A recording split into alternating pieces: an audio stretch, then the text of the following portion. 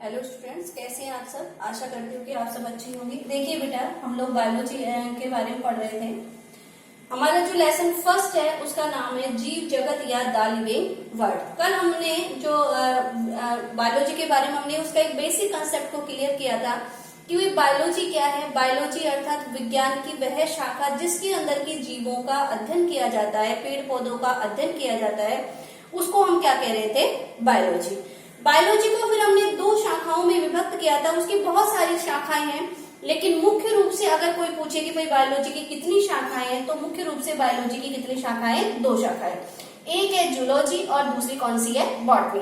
देखिए बेटा, जो जूलॉजी है ये लैटिन भाषा के दो शब्द जून और लोगोस से मिलकर के बना है।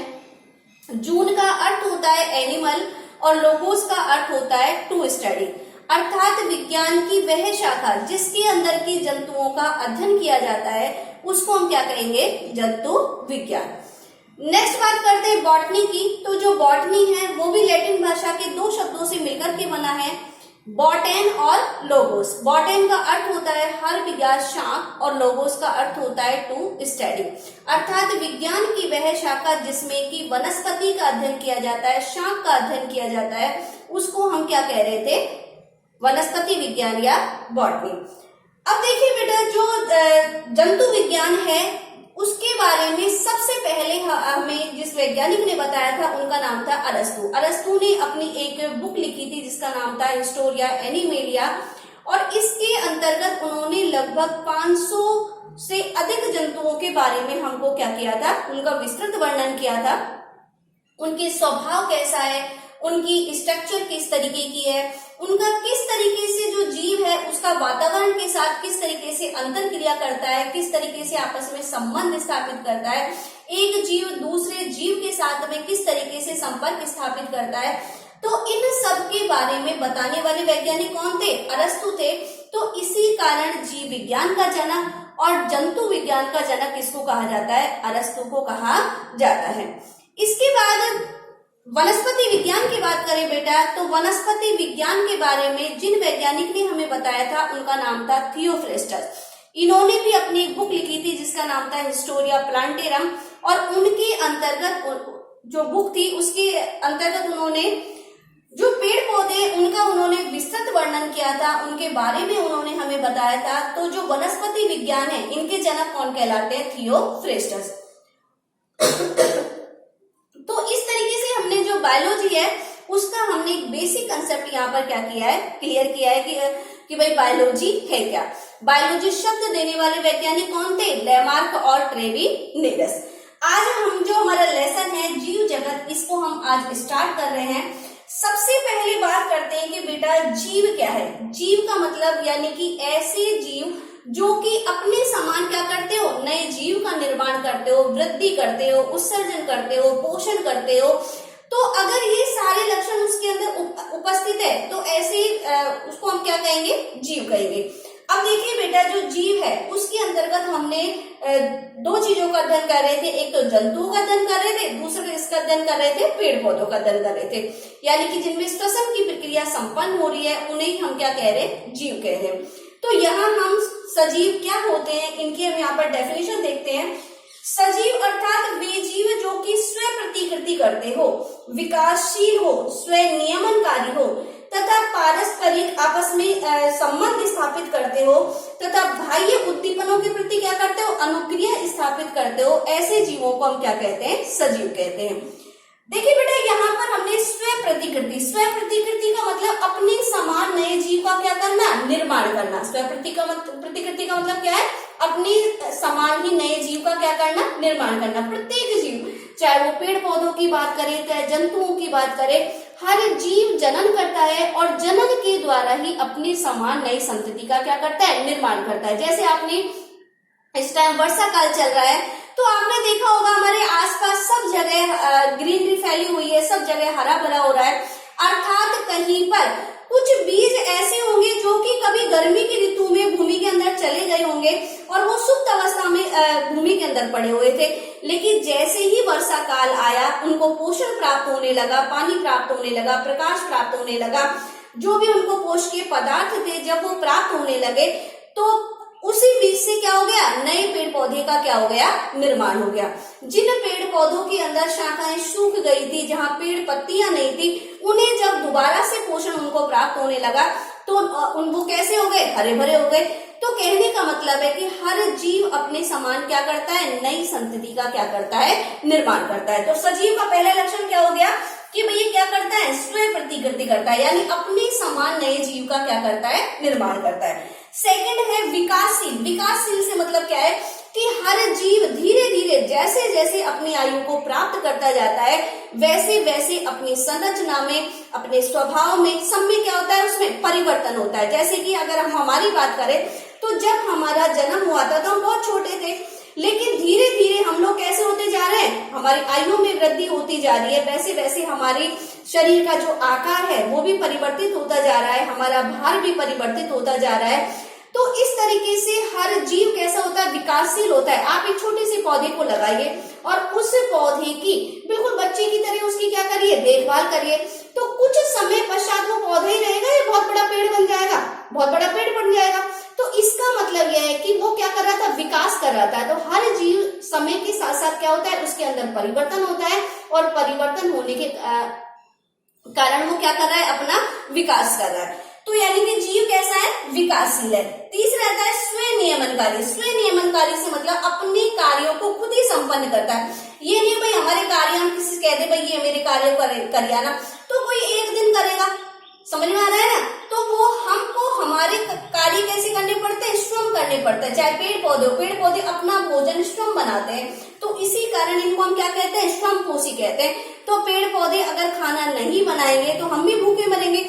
तो ये थोड़ी भाई पेड़ ने एक दिन खाना बना दिया और अब सब मेरी छुट्टी है, अब तो मैं 1 साल तक खाना ही नहीं बनाऊंगा, ऐसे थोड़ी है। पर डे पेड़ पौधे क्या करते हैं, खाना बनाते हैं, और उसी खाने का जो भोजन बना रहे हैं उसका ही वो अपने श्वसन में भी क्या करते हैं, प्रयोग करते हैं। और श्वसन की क्रिया में प्रयोग करने के पश्चात अपनी उपापचय क्रियाओं में उस भोजन का प्रयोग करने के पश्चात शेष जो भोजन बचता है उसको ये क्या करते हैं, हमें प्रदान कर देते हैं। तो कहने का मतलब है कि प्रत्येक जीव कैसा है, स्वयं नियमनकारी। स्वयं नियमनकारी से मतलब अपना कार्य कैसे कर रहा है, स्वयं संपन्न कर रहा है। पारस्परिक क्रियाशील तंत्र है। पारस्परिक क्रियाशील से मतलब यानी कि एक जीव दूसरे जीव के साथ क्या करता है, अंतर संबंध स्थापित करता है, अंतर क्रियाएं करता है। और पेड़ पौधे, चाहे वो जीव का वातावरण के साथ हो, चाहे हमारा पेड़ पौधों के साथ हो, तो यानी कि हर जीव आपस में क्या करता है, अंतर क्रियाएं करके संबंध स्थापित करता है। जो बाह्य उद्दीपनों के प्रति क्या करता है, अनुक्रिया करता है। बाह्य उद्दीपनों से मतलब क्या है कि वातावरण के अंदर जो भी भौतिक परिवर्तन हो रहे हैं, जैविक परिवर्तन हो रहे हैं, तो उन सब के प्रति हम क्या करते हैं, अनुक्रिया करते हैं। जैसे कि गर्मी का मौसम आता है तो हमें गर्मी महसूस होने लग जाती है, सर्दी का मौसम आता है हमको सर्दी महसूस होने लग जाती है। तो ये जितनी भी अनुक्रियाएं जो वातावरण के अंदर संपन्न हो रही है, तो उन सब के प्रति व्यक्ति क्या करता है, अनुक्रिया स्थापित करता है। तो सजीव की डेफिनेशन क्या हो गई कि वे जीव जो स्वयं प्रतिकृति, विकासशील तथा स्वयं नियमनकारी, पारस्परिक क्रियाशील तंत्र है, जो बाह्य उद्दीपनों के प्रति अनुक्रिया की क्षमता रखते हैं। तो ऐसे जीवों को हम क्या कह रहे हैं, यहाँ पे सजीव कह रहे हैं। अब सजीव के लक्षण, यानी कि किस आधार पर हम किसी भी जीव को सजीव कहें। भाई जीव दो प्रकार के, एक तो सजीव है, दूसरे कौन से, निर्जीव है। तो किस आधार पर करें कि भाई कौन सा जीव तो सजीव है और कौन सा कैसा है, निर्जीव है। तो कुछ सजीव के लक्षण हैं जिनके आधार पर हम किसी भी जीव को क्या कह सकते हैं, सजीव कह सकते हैं। पहला देखिए यहाँ पे वृद्धि। वृद्धि से क्या मतलब है कि कोई भी जीव है जैसे जैसे आयु को प्राप्त करता है, उसके आकार में, उसके भार में क्या होता जाता है, परिवर्तन होता जाता है। तो इसी को हम क्या कह रहे हैं, वृद्धि कह रहे हैं। तो वृद्धि से मतलब कि किसी भी जीव के आकार में, उसके भार में तथा संख्या में वृद्धि होती है। आकार से मतलब क्या है कि कोई जीव है, पेड़ था, पहले वो छोटा सा था, इतना सा था, धीरे धीरे उसके आकार में क्या होने लगी, वृद्धि हुई। यानी कि समय के साथ साथ उसकी लंबाई अब कितनी हो गई, इस तरीके की हो गई। पहले इसका तना जो था वो पतला सा था, धीरे धीरे इस तने में क्या हो गई, मोटाई वृद्धि होने लग गई, बड़ी बड़ी शाखाएं निकलने लग गई, बहुत सारी पत्तियां निकलने लग गई। तो उसका आकार भी परिवर्तित हो गया और उसका क्या परिवर्तन हो गया, भार भी परिवर्तन हो गया। अब उसने निश्चित जनन की आयु को क्या कर लिया, प्राप्त कर लिया। अब जनन की आयु प्राप्त होगी तो पुष्प लगेंगे, पुष्प लगेंगे तो उनके अंदर फल आएंगे, फल आएंगे तो बीज आएंगे, और जब वो बीज भूमि पर गिरेंगे तो नए पेड़ का क्या होगा, निर्माण होगा। तो यानी कि जब इसके अंदर बीज बने, अब बीज भूमि में गिरे और एक नए पौधे का क्या कर लिया, उसने निर्माण कर लिया। तो कहने का मतलब है कि अब हमारे पास पौधा कितना हो गया, एक तो ये और दूसरा ये, यानी कि इसकी संख्या में भी परिवर्तन हो गया, नहीं हो गया। तो कोई भी जीव है वो क्या करता है, वृद्धि करता है, और वृद्धि किस किस में हो रही है, उसके आकार में हो रही है, उसके भार में हो रही है, उसकी संख्या में भी क्या होती है, वृद्धि होती है। अब देखिए बेटा, जो जीव है बहुकोश के जीव है, इनमें किस तरीके से वृद्धि होती है। तो देखिए बेटा, बहुकोश के जीव है, हमारे शरीर जो होता है वो एक कोश की है। कैसा है ये, एक कोश की है। शुरू में हमारा प्रारंभिक अवस्था में हम एक कोश के थे। जब हमारे माता के इस अंडे से जब पिता के शुक्राणु का आपस में फ्यूजन हुआ तो एक युग्मनज का निर्माण हुआ। कौन सी संरचना बनी, द्विगुणित संरचना, युग्मनज का क्या हुआ, निर्माण हुआ। अब ये युग्मनज एक कोश की संरचना थी। कैसी संरचना थी, एक कोश के। इस युग्मनज के अंदर लगातार कोशिका विभाजन होते गए और उन कोशिका विभाजनों के फलस्वरूप बहुत सारी कोशिकाओं का क्या हो गया, निर्माण हो गया। और जैसे जैसे कोशिकाओं का निर्माण हुआ तो युग्मनज से क्या बन गया, भ्रूण बन गया। फिर भ्रूण से में जैसे जैसे विभाजन हुआ शिशु का निर्माण हो गया। फिर शिशु के अंदर जब कोशिकाओं का विभाजन हुआ तो एक बड़े वयस्क का क्या हो गया, निर्माण हो गया। तो इस तरीके से हमारा शरीर कैसा है, बहुकोश के है। तो बहुकोश के यानी कि हमारे शरीर में लगातार कोशिका विभाजन संपन्न होता रहता है, लगातार कोशिकाओं की संख्या में वृद्धि होती रहती है, और उसी वृद्धि के फलस्वरूप हमारे आकार में, हमारे भार में क्या होता जाता है, लगातार परिवर्तन होता जाता है। तो हमारा एक मुख्य गुण क्या हो गया, यहाँ पे वृद्धि हो गया। अब देखिए बेटा, जो वृद्धि है वो अगर एक प्राणियों की बात करें, प्राणी से मतलब जंतुओं की बात करें, तो यहाँ पर जो जंतु होते हैं उनके अंदर वृद्धि एक निश्चित समय तक होती है। कैसे होती है वृद्धि, निश्चित समय तक। जैसे ही हम लोग वयस्क अवस्था प्राप्त कर लेते हैं, आप लोग जब अब 11th में आ गए तो आप लोग जैसे 13-14 साल की आयु को प्राप्त कर लेते हैं, फिर आपके अंदर क्या हो गए, द्वितीय गौण लैंगिक लक्षणों का क्या होने लग जाएगा, विकास होने लग जाएगा। जैसे स्त्रियों के अंदर ऋतुस्राव प्रारंभ हो जाता है, जो बच्चे होते हैं उनके अंदर क्या होगा कि जो लड़के होते हैं, लड़कियों में तो ऋतुस्राव प्रारंभ हो जाएगा, स्तनों की वृद्धि होने लग जाएगी, और जो लड़के हैं उनके अंदर क्या आने लग जाएगा, दाढ़ी मूंछ आने लग जाएगा। तो जैसे ही दाढ़ी मूंछ उनके अंदर आने लगेंगे, अब द्वितीय गौण लैंगिक लक्षणों का क्या होने लग गया, निर्माण होने लग गया। तो जब द्वितीय गौण लैंगिक लक्षणों का निर्माण होने लग जाता है तो व्यक्ति की वृद्धि कुछ समय तक ही बढ़ती है, बाद वो कैसी हो जाती है, अवरुद्ध हो जाती है, रुक जाती है। एक निश्चित आयु के पश्चात व्यक्ति में वृद्धि होना क्या हो जाती है, रुक जाती है। तो जो प्राणी होते हैं उनमें तो वृद्धि कैसे होती है, कि निश्चित समय तक होती है। लेकिन अगर हम पेड़ पौधों की बात करें तो उनमें वृद्धि जीवन पर्यंत अर्थात लगातार होती रहती है। जैसे कि हम लोग अगर शाखा को काट देते हैं तो शाखा थोड़े दिनों पश्चात वो शाखा क्या हो जाती है, दोबारा से पनप जाती है। तो कहने का मतलब है कि प्राणियों में तो वृद्धि कैसे हो रही है, निश्चित समय तक हो रही है, लेकिन पेड़ पौधों में वृद्धि कैसे होती है, जीवन पर्यंत चलती रहती है। लेकिन देखिए बेटा, जो वृद्धि है वो इसका अगर हम कहें कि भाई सजीव का विशिष्ट लक्षण है क्या, तो ये इसका विशिष्ट लक्षण नहीं है। भाई वृद्धि तो क्या निर्जीव में भी होती है क्या, मैं आपसे पूछूं कि क्या वृद्धि निर्जीव में भी होती है क्या, तो आप कहेंगे मैडम नहीं होती।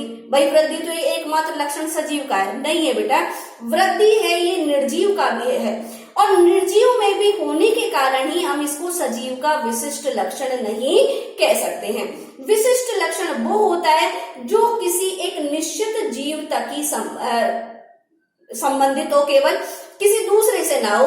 तो निर्जीव में कैसे हो रही है, जैसे देखो बेटा, जैसे पर्वत है, पहाड़ है, रेत के टीले हैं, तो इनकी भी लगातार क्या होती जाती है, वृद्धि होती जाती है। जैसे कि हमने कोई पहाड़ लिया, पहले छोटा था, धीरे धीरे इसके ऊपर क्या होगा, कंकड़ पत्थरों का क्या होता जाएगा, जमाव होता जाएगा, और इसकी आकृति कैसी हो जाएगी, बढ़ जाएगी।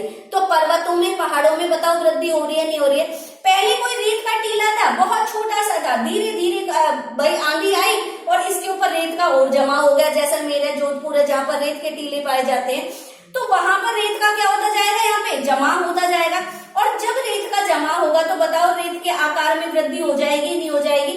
तो कहने का मतलब ये है कि बेटा कि जो वृद्धि है वो तो निर्जीव का भी लक्षण है। तो हम वृद्धि के आधार पर हम कह नहीं सकते सकते कि भाई ये सजीव का ही लक्षण है, ये किसका लक्षण है, निर्जीव का। तो ये सजीव का विशिष्ट लक्षण ना होकर के केवल एक सामान्य लक्षण है।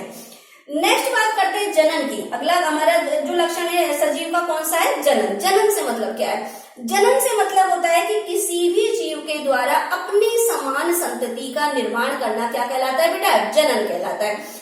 चाहे वो जंतु हो, किसी की बात करें, पेड़ पौधों की बात करें, आम का पेड़ है, बीज आपने आम का डाल दिया, अब उससे आम का ही पेड़ लगेगा, नीम का तो बनने से रहा, तो वो आम के जैसा ही होगा। कुत्ते का बच्चा कुत्ते के जैसा होगा, गाय का बच्चा गाय के जैसा, और हम मनुष्यों का बच्चा कैसा होता है, मनुष्य के जैसा होता है। तो कहने का मतलब है कि किसी भी जीव के द्वारा अपने समान संतति का निर्माण करना क्या कहलाता है, जनन कहलाता है। जनन के बारे में विस्तृत अध्ययन आप जब 12th क्लास में आओगे तो वहां जो जनन है उसके बारे में आपको विस्तृत वर्णन किया गया है, वहां कई लेसन है, उनके बारे में आपको एकदम क्लियर हो जाएगा कि वह जनन होता क्या है।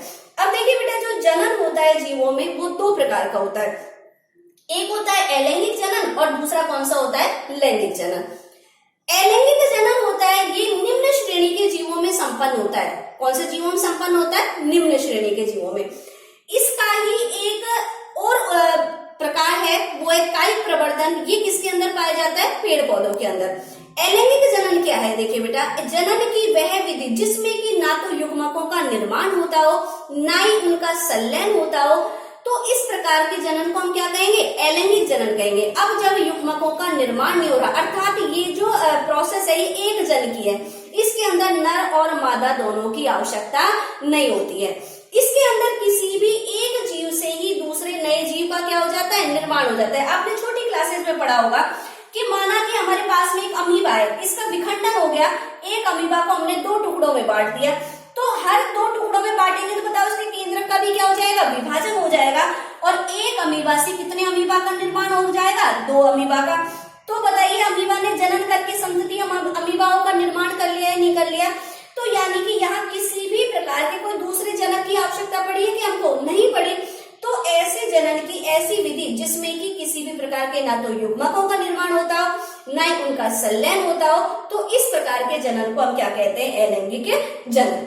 सेकंड आता है लैंगिक जनन। लैंगिक जनन से क्या मतलब है, यानी कि जो लैंगिक जनन होता है ये द्विजन के होते हैं, अर्थात इसमें हमको 2 जनकों की क्या पड़ती है, आवश्यकता पड़ती है, नर और मादा दोनों की क्या पड़ती है, आवश्यकता पड़ती है।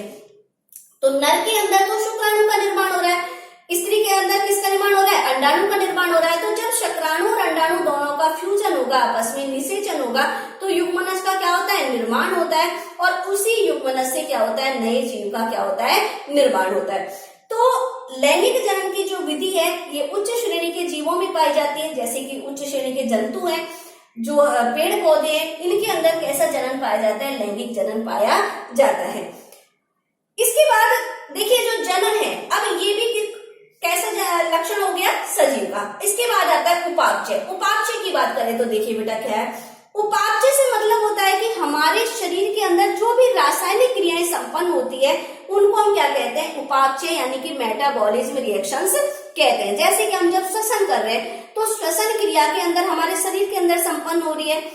यहाँ पर श्वसन में क्या होगा कि जो वातावरण से जो हम ऑक्सीजन ग्रहण कर रहे हैं ये भोज्य पदार्थों का क्या करेगी, अपघटन करेगी, और अपघटन करके CO2 का, जल का क्या कर लेती है, निर्माण कर लेती है। तो ये सारी ऐसी प्रोसेस है जिनको हम देख नहीं सकते, ये कहाँ पर हो रही है, हमारे शरीर के अंदर हो रही है। तो उपापचय क्या है कि हमारे शरीर के अंदर होने वाली जितनी भी रासायनिक क्रियाएं हैं वो सब क्या कहलाती है, मेटाबॉलिक रिएक्शंस कहलाती है। और उपापचय है ये किसका लक्षण है, सजीव का लक्षण है, तो ये सजीव का एक विशिष्ट लक्षण है। इसके बाद आता है संवेदनशीलता या अनुकूलता। अब आप कहोगे मैडम जनन, जनन बेटा इसका सामान्य लक्षण है, ये विशिष्ट लक्षण नहीं है। आप कहोगे मैडम जनन कैसे, भाई मेरे पास में एक पेन है, ये एक बोर्ड है, अब इस पेन को अगर मैं तोड़ करके इसके टुकड़े कर दूं तो बताओ एक पेन से 2 मार्कर बन जाएंगे, नहीं बन जाएंगे। तो जनन तो हो रहा है ना, संतति का निर्माण तो हो रहा है ना। तो ये जो जनन है ये जीव का विशिष्ट लक्षण ना होकर के कैसा लक्षण हो गया, ये सामान्य लक्षण। उपापचय है ये सजीव का कैसा लक्षण है, विशिष्ट लक्षण, क्योंकि निर्जीव के अंदर, शरीर के अंदर किसी भी प्रकार की कोई रासायनिक क्रियाएं संपन्न नहीं होती है। इसके बाद आता है फोर्थ जो इसका लक्षण है वो है संवेदनशीलता या अनुकूलता। संवेदनशीलता से मतलब क्या है कि वातावरण के अंदर जो भी भौतिक या जो जैविक परिवर्तन हो रहे हैं उनको महसूस करना ही क्या कहलाता है, संवेदनशीलता। जैसे कि सर्दी है, गर्मी है, बरसात है, उन सबको महसूस करना क्या कहलाता है, संवेदनशीलता। आपको किसी ने चोटी मारी, किसी ने आपको पिन चुभा दी, तो उस पिन को, दर्द को आप बताओ महसूस कर रहे हैं या नहीं कर रहे हैं। आपको जब गर्मी लग रही है तो आपके शरीर में पसीना आ रहा है, तो ये सब क्या हो गई, संवेदनशीलता हो गई। तो किसी भी बाह्य वातावरण में जो परिवर्तन हो रहे हैं उन्हें महसूस करना क्या कहलाता है, संवेदनशीलता। इसके बाद आता है अनुकूलनता। अनुकूलनता से मतलब क्या है, देखिए बेटा, किसी भी जीव के द्वारा किसी वातावरण के अनुसार अपने आप को स्थापित कर लेना क्या कहलाता है, अनुकूलनता। जैसे देखो, गर्मी आती है तो गर्मी में हमारे शरीर से क्या निकलता है, पसीना निकलता है, और जब ये पसीना, भाई हम समतापी प्राणी है, हमारे शरीर का तापक्रम हमेशा ही 37 डिग्री सेंटीग्रेड रहता है, हमेशा, कभी भी, चाहे वो सर्दी हो, चाहे गर्मी हो, चाहे बरसात हो, कभी भी बदलता नहीं है। तो कैसे प्राणी है, हम समतापी प्राणी है। तो जो हमारे शरीर से जो पसीना निकलता है, अब ये पसीना बाहर की वायु के जब संपर्क में आएगा तो बताओ हमारे शरीर ठंडा हो जाएगा या नहीं हो जाएगा। तो जो हमारे खून अंदर का जो टेम्परेचर बढ़ रहा था वापस वो कैसा हो जाएगा, कम हो जाएगा, और हमारे ब्लड का एक निश्चित टेम्परेचर ही बना हुआ रहता है। इसके बाद में आपने देखा होगा रेगिस्तान के जो लोग होते हैं, जैसे ऊंट की बात करें, ये रेगिस्तान में रहता है, आपने सुना है ये क्या कहलाता है, रेगिस्तान का जहाज कहलाता है। तो ऊंट के पैरों में क्या पाई जाती है, गद्दियां पाई जाती है, जिससे कि वो आसानी से रेत के अंदर क्या कर सके, गमन कर सके। तो ये सारी चीजें क्या कहलाती है, अनुकूलनता है। कुछ जो मरुद्भिद प्लांट्स होते हैं, जो बहुत कम पानी वाले वातावरण में रहते हैं, उनके अंदर क्या होता है कि उनकी पत्तियां कैसी होती हैं, मोटी रहती है, उनमें गर्द धसे हुए रहते हैं, सकुलेंट पत्तियां होती हैं। तो ये पानी को अपने अंदर क्या कर लेती है, एब्जॉर्ब कर लेती है, और जो पौधा होता है उसको लगातार पोषण देती रहती है। तो इस तरीके की जो व्यवस्थाएं हैं पेड़ पौधों के अंदर या जो जंतुओं के अंदर, वो क्या कहलाती है, अनुकूलनता कहलाती है। इसके बाद आता है जीवन चक्र या लाइफ साइकिल। जीवन चक्र से क्या मतलब है, देखिए बेटा, एक कोई भी जीव है, चाहे वो पेड़ पौधा हो, चाहे वो जंतु हो, हर जीव एक क्रमबद्ध तरीके से क्या करता है, विकास करता है। जैसे देखो भाई, बच्चे का क्या हुआ, पहले जन्म हुआ, फिर धीरे धीरे उसके अंदर कोश का विभाजन होगा और कैसे हो जाएगा, वयस्क हो जाएगा। वयस्क होने के पश्चात उसके अंदर क्या होगा, जनन होगा, और जनन करके वो क्या होगा, वृद्धावस्था, वृद्ध हो जाएगा, और वृद्ध होने पर उसकी क्या हो जाएगी, मृत्यु हो जाएगी। जब वो जनन कर रहा था तो अपने समान संतति का निर्माण कर रहा था, संतान हुई, अब उसका भी दोबारा यही प्रोसेस चलेगा। तो कहने का मतलब है कि हर जीव एक निश्चित क्रमबद्ध तरीके से अपने जीवन को क्या करता है, निर्वहन करता है, और इसी क्या कहते हैं, जीवन चक्र। नेक्स्ट आता है जीव द्रव्य। जीव द्रव्य क्या है बेटा, देखिए, हमारा जो शरीर है ना, हमारे शरीर की मुख्य विशेषता क्या है कि हमारा जो शरीर है कोशिका से मिलकर के बना है। अगर किसी भी जीव के शरीर में कोशिका नहीं है तो हम उसको सजीव नहीं कह सकते। सजीव की मुख्य विशेषता यही होती है कि सजीव के शरीर में क्या पाई जाती है, कोशिका पाई जाती है। निर्जीव के शरीर में किसी भी प्रकार की कोशिका नहीं पाई